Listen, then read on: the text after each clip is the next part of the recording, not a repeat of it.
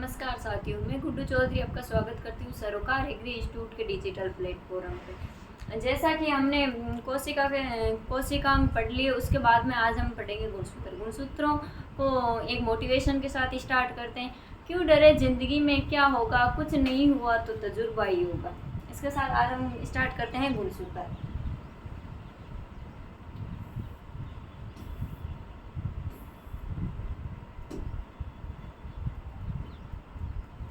गुणसूत्र गुणसूत्र को सर्वप्रथम देखने वाले वैज्ञानिक थे, वो थे होफमिस्टर।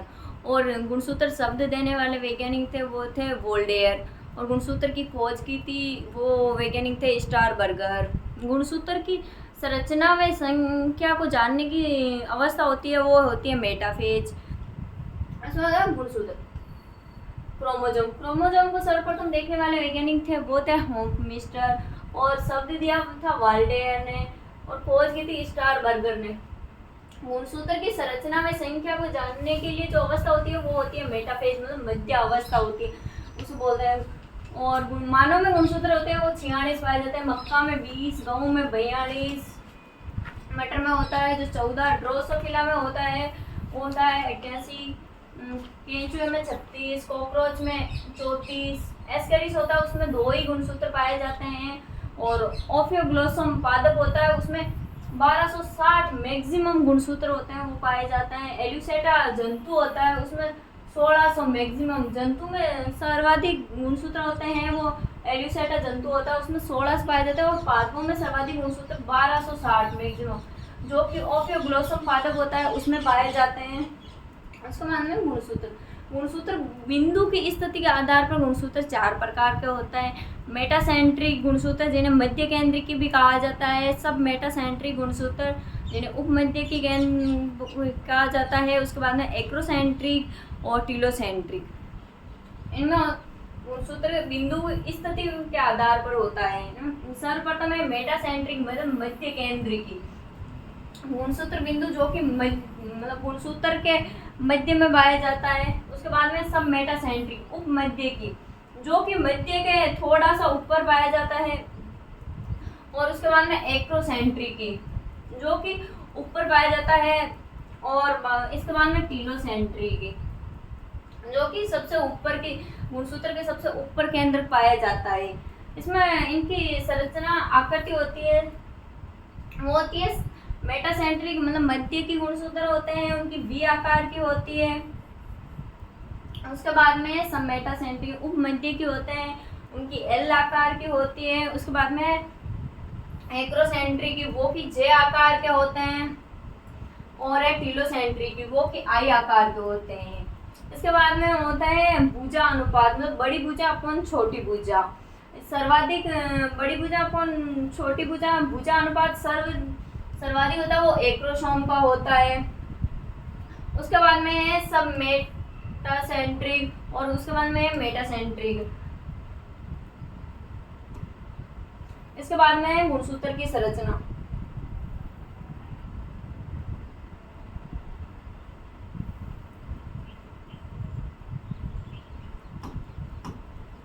गुणसूत्र की संरचना होती है, उसके अंदर 2 गुणसूत्र है। इनके अंदर जो मध्य का भाग होता है उसे गुणसूत्र बिंदु कहा जाता है। सेंट्रोमियर या प्राथमिक संकीर्ण भी कहा जाता है, मतलब यहीं पे ही होता है जो प्राथमिक संकीर्ण भी होता है।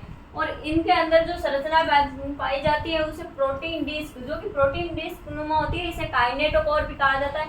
तो विभाजन के समय जो तर्कु तंतु जुड़ते हैं वो यही काइनेटोकोर ही होते हैं। उसके बाद में ये जो प्रोटीन का आवरण, मतलब गुणसूत्र होते हैं, उनके जो सिस्टर क्रोमेटिन भी कहा जाता है इनको। उसके बाद में जो ये संरचनाएं बनी हुई होती है, मतलब गुणसूत्र का जो बाहरी आवरण होता है वो प्रोटीन का आवरण बना होता है, जिसे पेलिकल भी कहा जाता है। और गुणसूत्र में ये जो क्रोमेटिन धागे पाए जाते हैं, इन क्रोमेटिन धागों को क्रोमेटिनेटक भी कहा जाता है। और इनमें जो ये बिंदु पाए जाते, मतलब क्रोमेटिन धागे होते हैं, इनके ऊपर जो ये संरचनाएं पाई जाती है बिंदु नुमा, मोती नुमा, उसे क्रोमोमियर भी कहा जाता है। उसके बाद में ये जो धागे पाए जाते हैं उन्हें क्रोमेटिन धागे भी कहा जाता है। जो कि क्रोमेटिड बनते हैं। क्रोमेटिड से ही गुणसूत्र बनता है। सर्वप्रथम होते हैं जो क्रोमेटिन धागे होते हैं। क्रोमेटिन धागे से क्रोमेटिड बनते हैं। क्रोमेटिड से गुणसूत्र बनते हैं। गुणसूत्र की पूरी लंबाई में धागेनुमा क्रोमोनिमेटा पाया जाता है। जो गुणसूत्र की पूरी लंबाई है, इसमें ये जो धागेनुमा संरचना पाई जाती है, इसे क्रोमोनिमेटा कहा जाता है। जिस पर ये मोती समान, मतलब ये मोती समान संरचना पाई जाती है, इसे क्रोमोमियर आनुवांशिक पदार्थ युक्त होते हैं। इनमें ही डीएनए में आरएनए पाए जाते हैं। एक गुणसूत्र में 2 क्रोमेटिड होते हैं, मतलब एक गुणसूत्र होता है उसमें 2 क्रोमेटिड होता है, जिसे सिस्टर क्रोमेटिड भी कहा जाता है। क्रोमोसोम कुछ गुणसूत्रों में द्वितीयक संकीर्णन पाया जाता है, मतलब ज्यादातर गुणसूत्र होते हैं उनमें एकल संकीर्णन भी पाया जाता है, जबकि कुछ गुणसूत्र हैं जिनमें द्वितीयक संकीर्णन भी पाया जाता है। वो गुणसूत्र है 13, 14, 15, 21 और 22। ये 5 गुणसूत्र हैं जिनमें द्वितीयक संकीर्णन पाया जाता है। गुणसूत्र होता है उसमें प्राथमिक संकीर्णन होता है, तो गुणसूत्र 2 भागों में बढ़ जाता है। और उसके बाद में कुछ गुणसूत्र, जैसे कि 5 गुणसूत्र है, उनमें द्वितीयक संकीर्णन भी होता है, जिसे सैटेलाइट भाग भी कहा जाता है। सैटेलाइट गुणसूत्र होते हैं वो गुणसूत्र प्लस केंद्रिका, न्यूक्लियर ऑर्गेनाइज्ड क्षेत्र होता है। इसका कार्य होता है राइबोसोम बनाना। ये जो भाग होता है इसका कार्य होता है राइबोसोम का निर्माण करना। गुणसूत्र की परास संरचना, मतलब सूक्ष्म संरचना होती है, वो न्यूक्लियोसोम होती है। ये क्रोमेटिन धागों में पाए जाते हैं, जैसे कि माला पर मोती। जैसे कोई भी क्रोमेटिन धागे होते हैं उन पर ये जो संरचना पाई जाती है उन्हें क्रोमेटिड कहा जाता है।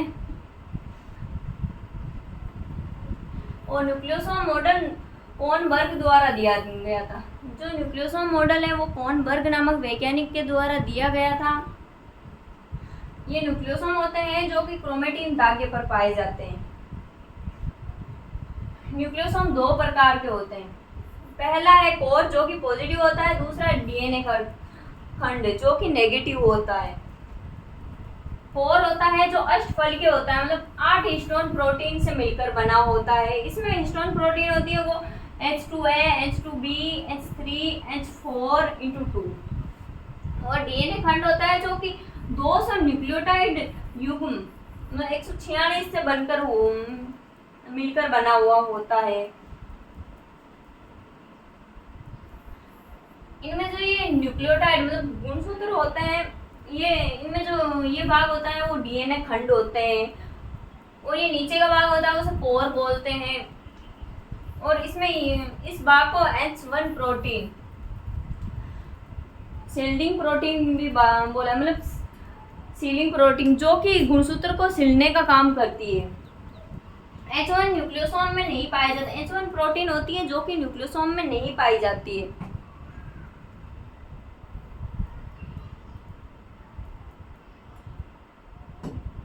उसके बाद में यूकेरियोटिक कोशिका में डीएनए को पैकेज करने के लिए न्यूक्लियोसोम का प्रयोग में आते हैं।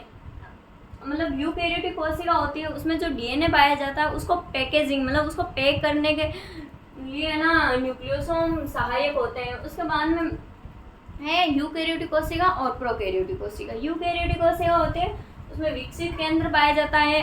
प्रोकैरियोटिक कोशिका होती है उसमें अल्प विकसित केंद्र पाया जाता है। यूकेरियोटिक कोशिका में कोशिका झिल्ली पाई जाती है। प्रोकैरियोटिक कोशिका में कोशिका झिल्ली अनुपस्थित होती है। उसके बाद में यूकेरियोटिक कोशिका में दोहरी झिल्ली वाले कोशिकांग पाए जाते हैं, जबकि प्रोकैरियोटिक कोशिका में दोहरी झिल्ली वाले कोशिकांग नहीं पाए जाते हैं। और यूकेरियोटिक कोशिका में 80 प्रकार का राइबोसोम पाया जाता है, जबकि प्रोकैरियोटिक कोशिका होती है उसमें 70 प्रकार का राइबोसोम पाया जाता है। वर्णकों को समूह होता है जो कि क्वांटासोम कहलाता है यूकेरियोटिक कोशिका में, जबकि प्रोकैरियोटिक कोशिका होती है उसमें वर्णकों का समूह होता है, उसे क्रोमेटोफोर कहा जाता है। यूकेरियोटिक कोशिका है जिसमें श्वसन माइटोकॉन्ड्रिया में होता है, जबकि प्रोकैरियोटिक कोशिका में श्वसन मेसोसोम में होता है। यूकेरियोटिक कोशिका होती है उसमें फ्लैजिला होती है जो ट्यूबुलिन प्रोटीन की बनी हुई होती है। प्रोकैरियोटिक कोशिका होती है उसमें फ्लैजिला होती है जो फ्लैजिलिन प्रोटीन से बनी हुई होती है। यूकैरियोटिक कोशिका में सेल वॉल काइटिन व सेल्यूलोज की बनी हुई होती है, जबकि प्रोकैरियोटिक कोशिका होती है उसमें जो सेल वॉल होती है वो पेप्टिड और ग्लाइकेन की बनी हुई होती है। तो समान में इसमें डीएनए डीएस वर्ताकार होता है। यूकैरियोटिक कोशिका होती है उसमें डीएनए होता है वो डीएस वर्ताकार होता है, जबकि प्रोकैरियोटिक कोशिका में होता है डीएनए होता है वो की रेखीय होता है। उसके बाद में यूकैरियोटिक कोशिका में डीएनए होता है वो हिस्टोन प्रोटीन से जुड़ा हुआ होता है, जबकि प्रोकैरियोटिक कोशिका है उसमें डीएनए होता है वो हिस्टोन प्रोटीन से जुड़ा हुआ नहीं होता है। उसके बाद में है पादप कोशिका और जंतु कोशिका। पादप कोशिका इसमें सेल वॉल पाई जाती है, जबकि जंतु कोशिका में सेल वॉल नहीं पाई जाती। पादप कोशिका होती है जिसमें स्फीरियोसोम पाए जाते हैं, जबकि जंतु कोशिका होती है उसमें स्फीरियोसोम नहीं पाए जाते हैं। पादप कोशिका में लवक पाए जाते हैं, जबकि जंतुओं में लवक नहीं पाए जाते हैं, क्योंकि पादपों में प्रकाश संश्लेषण के लिए हरित लवक जो कि हरा रंग देता है उसे प्रकाश संश्लेषण होता है, इसे पादपों में पाया जाता है, जबकि जंतुओं में प्रकाश संश्लेषण की क्रिया होती ही नहीं है, इसलिए इसमें लवक नहीं पाया जाता है। पादप होते हैं उनमें रिक्तिका पाई जाती है, जबकि जंतुओं में रिक्तिका नहीं पाई जाती है। उसके बाद में पादपों में तारकाय नहीं पाया जाता है, जबकि जंतुओं में तारकाय पाया जाता है, जो जिसमें कि एक तारकाय में 2 तारक केंद्र पाए जाते हैं। और पादप कोशिका होती है उसमें सूक्ष्मांकुर नहीं पाए जाते हैं, जबकि जंतुओं में सूक्ष्मांकुर होते हैं जो कि पाए जाते हैं। उसके बाद में पादपों में केंद्र परिधि पर पाया जाता है। पादप कोशिका होती है जिसमें केंद्र होता है वो परिधि भाग की तरफ होता है, जबकि जंतु कोशिका होती है उसमें जो केंद्रक होता है वो मध्य में होता है, मतलब केंद्र की ओर होता है। उसके बाद में पादप कोशिका में स्टार्च मतलब भोजन होता है जो कि स्टार्च के रूप में संचित होता है, जबकि जंतु कोशिका है इसमें भोजन ग्लाइकोजन के रूप में पाया जाता है। इसके साथ आज हमने पढ़ा गुणसूत्र कितने प्रकार गुणसूत्र होते हैं, वो 4 प्रकार के होते हैं, मेट्रासेंट्रिक, सबमेट्रासेंट्रिक, एक्रोसेंट्रिक और टीलोसेंट्री। और गुणसूत्र की खोज की थी स्टारबर्गर ने। गुणसूत्र की मतलब संरचना व संख्या को जानने की अवस्था होती है वो मेटाफेज होती है। उसके बाद में हमने पढ़ा यूकैरियोटिक और प्रोकैरियोटिक कोशिका में अंतर। यूकैरियोटिक कोशिका है जो कि मतलब उच्च श्रेणी के पादप व जंतुओं में पाए जाते हैं, जबकि प्रोकैरियोटिक होता है वो जीवाणु, हरित लवक, पीपीएलओ इनमें पाया जाता है। उसके बाद हमने देखा पादप कोशिका और जंतु कोशिका। पादप कोशिका होती है उसमें लवक पाया जाता है, जंतुओं में लवक नहीं पाया जाता। जंतु कोशिका होती है उसमें तारकाय पाया जाता है, जबकि पादपों में तारकाय नहीं पाया जाता। जंतुओं में जो भोजन होता है वो ग्लाइकोजन के रूप में संचित होता है, जबकि पादपों में स्टार्च के रूप में संचित होता है। इसी के साथ आज की क्लास हमारी समाप्त हुई। Thank you.